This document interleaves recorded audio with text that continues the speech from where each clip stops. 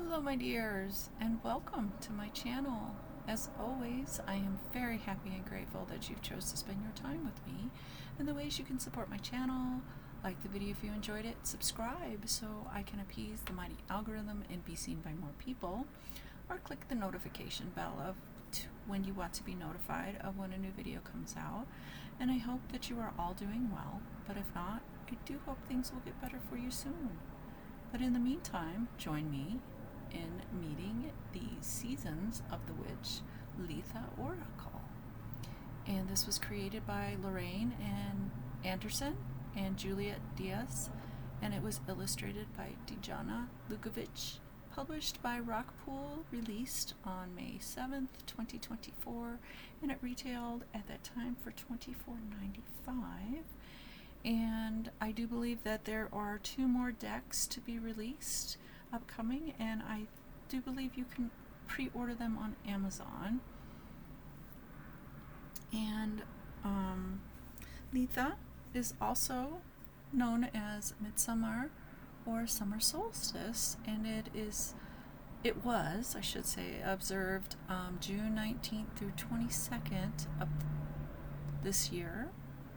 And I'm a little late getting this out, and I do apologize. I try to do it before the occasion or on the day of, but anyway, this is the 6th deck, like I said, and I do have the other decks, and I will be showcasing those a little bit so you can see them.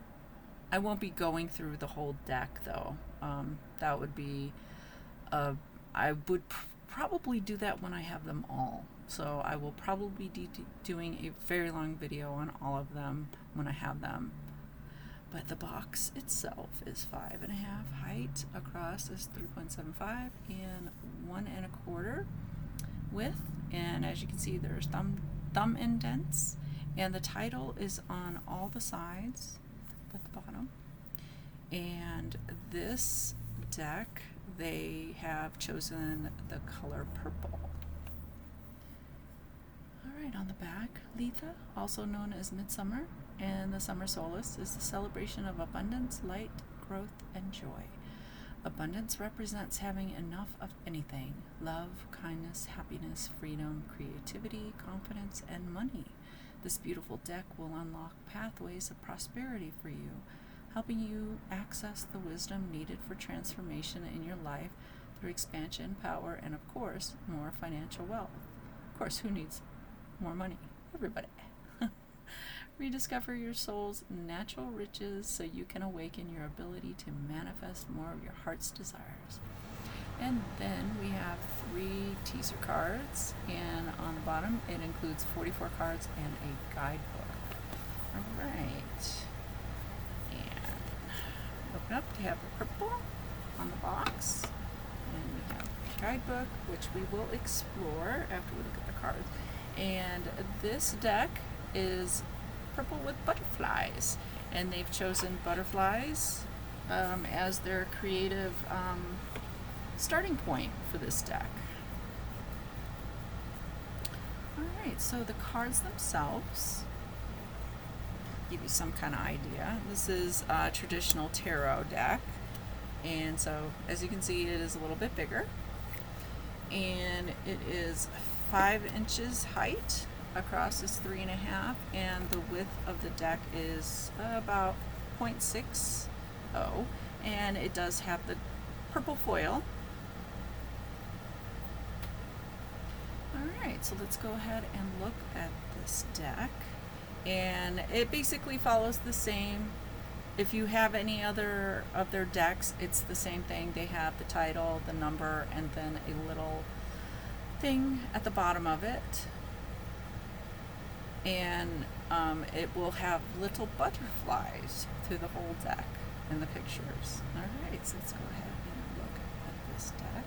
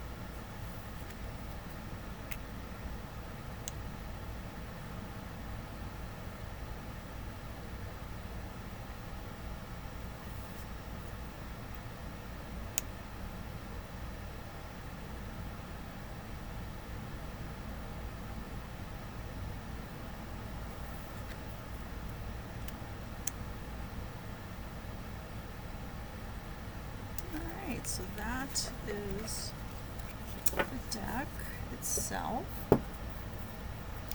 and it has the same cardstock. It's flexi bendy. Alright, so I'm going to go ahead and show you the other ones. So the original one that I really fell in love with is the Samhain Oracle, and they have the red foil with, this is the backing, and on the inside it's got the red. So with each deck they go with a certain color scheme, and these are not in any order, I just put them up on my table here to show you guys. And then we have the Yule Oracle, and they have a green color. As you can see, unfortunately with foils, they will, some of them will start to, yeah, it's really starting to fade and come off. So some people like the foil, some people don't. I really don't. It doesn't really matter to me. I still use them. And so we have the green with the hands.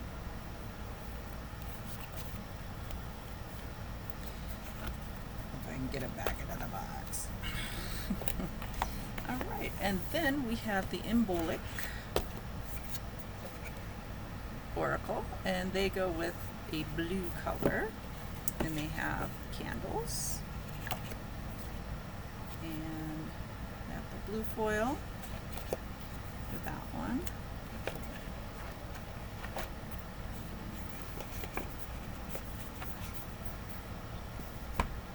And let's see, and then we have the Beltane, and they have gone with a gold or yellow, whichever, and they have the yellow foil, and on the back they have the bees.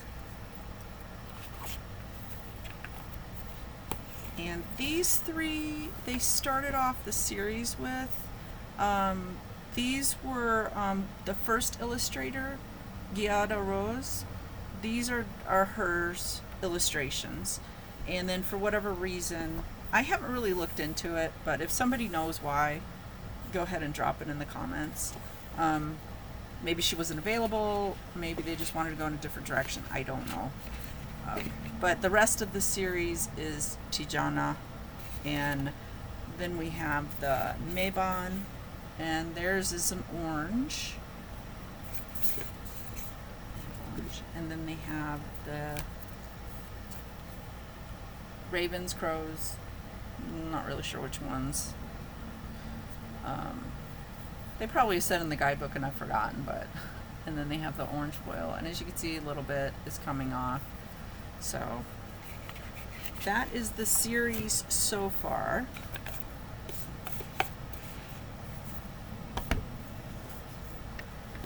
Alright, so let's go ahead and look at the guidebook. And then we have the dedication page, we have the introduction,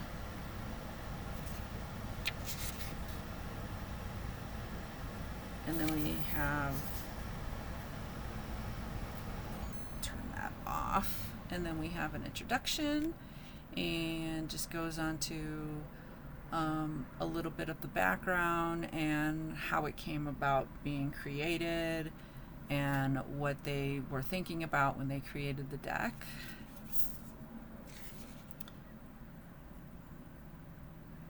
And you can pause that and read that at your leisure. And they've got the wheel right there. It's pretty.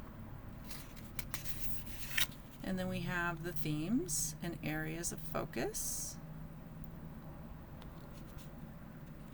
And then how to use the cards. And as always, I use this as a suggestive guideline.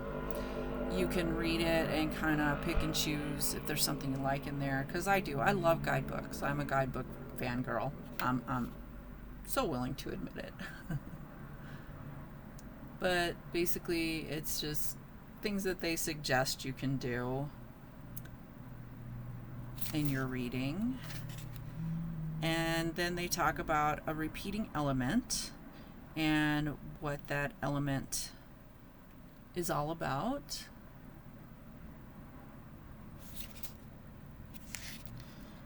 And then using the cards beyond Litha, which I think will, you know, if we like the cards enough, we'll use them throughout the year. You know, a deck shouldn't be confined to a certain time period, I guess you could say. But that's just my opinion. And daily guidance or reflection card. Just, you know, one card. If you do the one card every morning, I do it just to kind of get a heads up of what I should pay attention to and stuff. And sometimes I look at the reading and go, what? And then it makes sense at the end of the day when I'm like, oh, okay. And then we have guiding light cards for the month. And then we have falling cards and reversals. Totally up to you if a card falls out of the deck, if you want to use it or not. I have sometimes ignored the card that falls out, and it's the next card that I choose. So sometimes it's good to pay attention to the falling cards, but it's totally up to you.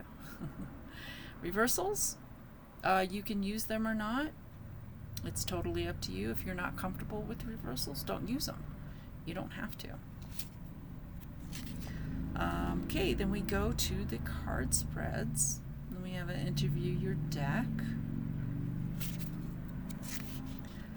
Hydration spell. Oh, spread. Sorry. Farmer's market spread. Insects.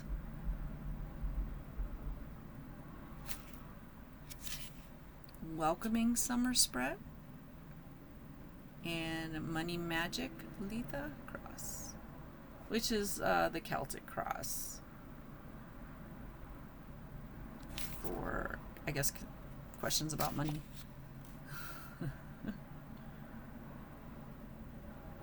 I always like it when they include spreads in the book. It's always nice. Okay, and then we have the actual cards. And basically it's a picture of the card, the title, some keywords, and then the little blurb from the card. And then we go into the meaning of the card. And then in this one, they've inserted a present practice. Kind of like a meditation kind of thing. And let's see. And then traveling self-scan practice. This little self-help thing.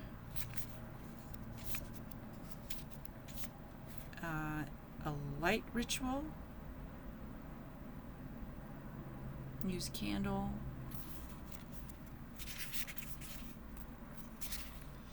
Cloud scrying practice.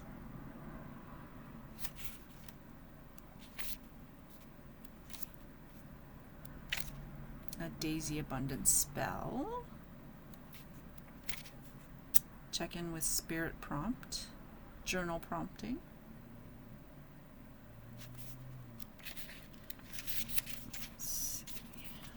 Self-reflection mirror practice.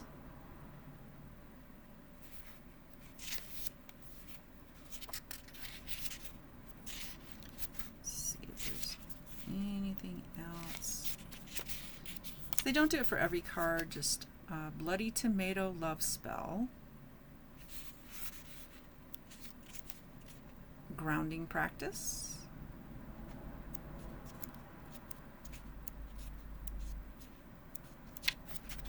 Lemonade ice cube spell. What is that?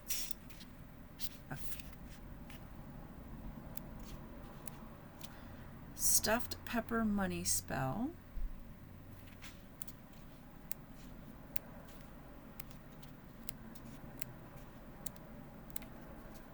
Releasing Rose Bano.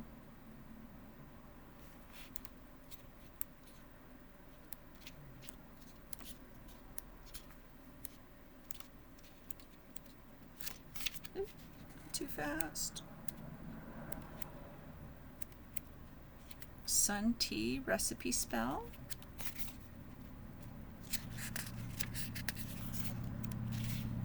And that's pretty much it for the little extras. And then we have the blurbs about the authors, and they got some of their socials at the bottom. And then we have a little blurb about the up and coming. And then bonus material. I've looked a little bit into it. There's a lot of journals, and I think there's some spreads and stuff like that, but it's something you can look into. Alright, so let's go ahead and put these cards into action. And they are bendy, like I said, so they are pretty flexible. And you can shuffle them that way if you want to do the side way. You can do the side way. You can do the overhand. Or you can spread them out. Pick them out that way. Totally up to you. There is no right or wrong way to shuffle. Okay, one more. Money magic. It is in limiting beliefs that the magic goes to die. Okay. 25.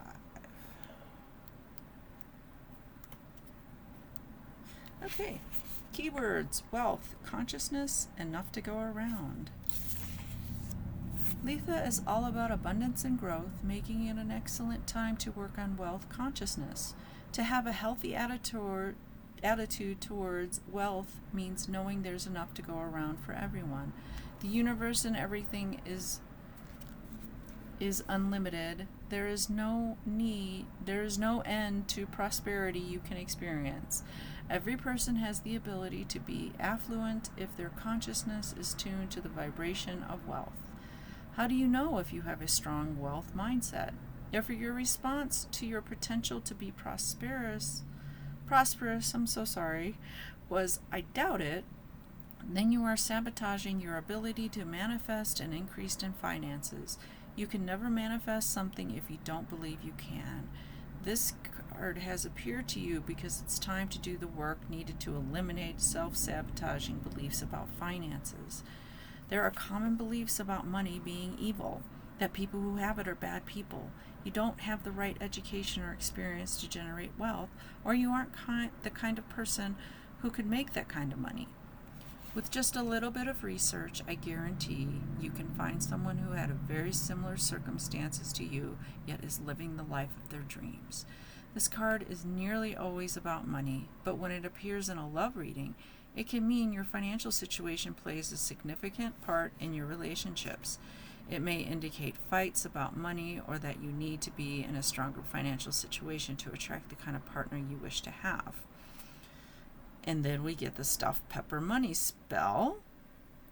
And it says, spells impact your mindset, and it is the repetition of practice and setting of intentions that allow you to rewire the way you think to bring about an outcome you desire.